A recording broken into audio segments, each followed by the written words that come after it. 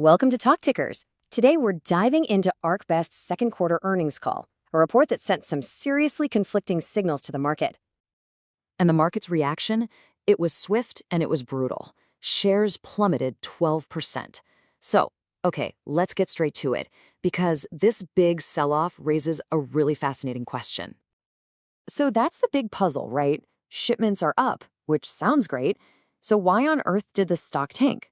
In this explainer, we're going to unpack that exact conflict. We'll start with the results, dig into management's strategy, and then we'll finish up with our call on what happens next. At first glance, the story seems pretty simple.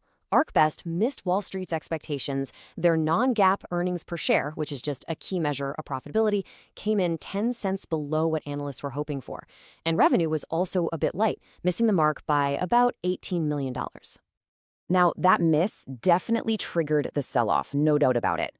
But the real story, the one we're really focused on here, is this tug-of-war happening right underneath the surface between their volume and their profitability. So, on one hand, things look pretty solid. Their core asset-based business, their own fleet of trucks, saw a really healthy jump in business. Daily shipments were up more than 5.5%, and the total weight they moved was up over 4% compared to last year. Good stuff. But, and this is a big but, here's the other side of that coin. Profitability got squeezed, and squeezed hard. Revenue per hundredweight, which is a key pricing metric, actually fell over 3%. And look at that operating ratio. It got worse by 300 basis points. That's just a fancy way of saying 3 full percentage points. Okay, so to really get why this matters, we have to talk about that operating ratio, or OR. It's a huge deal for efficiency. It tells you what percentage of your revenue gets eaten up by your costs. So a higher number is worse, and ArcBest's 92.8% means that for every single dollar they brought in, almost 93 cents went right back out the door to cover expenses. So what's management's take on this? Well, outgoing CEO Judy McReynolds basically framed it as them doing the best they can in a really tough environment. She pointed to things like softness in manufacturing and a sluggish housing market as the big headwinds they're fighting against.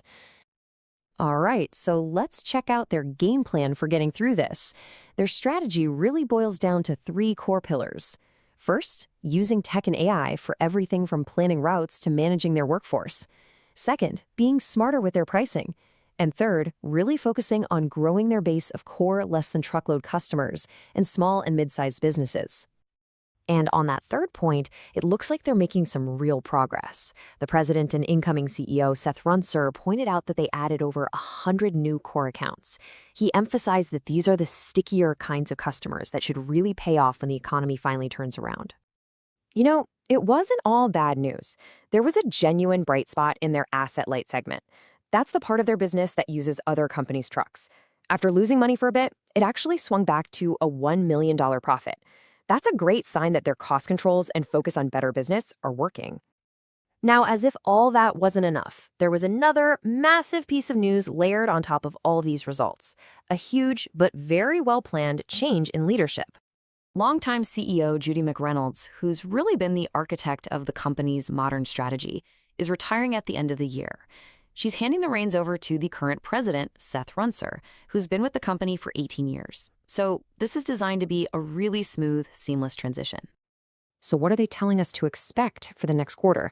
Well, the guidance basically suggests things are going to start to stabilize. They're forecasting about a 70 basis point. That's a 0.7 percentage point improvement in that key operating ratio. They also think the asset-light business will stay profitable. They did, however, give a heads up that July revenue was still trending down about 1% year over year. Which brings us to the main event, the next call. With this really complicated picture of more volume but shrinking profits, what's our take on the path forward for ArcBest? We are initiating our coverage with a market perform rating on the stock. And look, our rating really comes down to this balance of forces. The bear case is pretty obvious. Continued pressure on pricing and a weak freight market are probably going to put a ceiling on the stock for a little while. But the bull case puts a solid floor under it too. Pricing in the industry is staying rational, their volume growth is strong, and their tech is helping. But the real wild card here, the thing everyone is now watching, is their first investor day in a decade on September 29th. And that brings us right to our trade idea. And just as a quick reminder, this part is not financial advice. So think about it. The stock has been hammered, and expectations are pretty low right now. That actually sets up a really interesting potential catalyst with this investor day. What if the new leadership team comes out swinging with an aggressive new plan and some strong long-term targets? It could completely change the story. A defined risk strategy, something like a bullish call spread, could be a way to play for that potential upside. And just to be crystal clear one last time, this is not financial advice.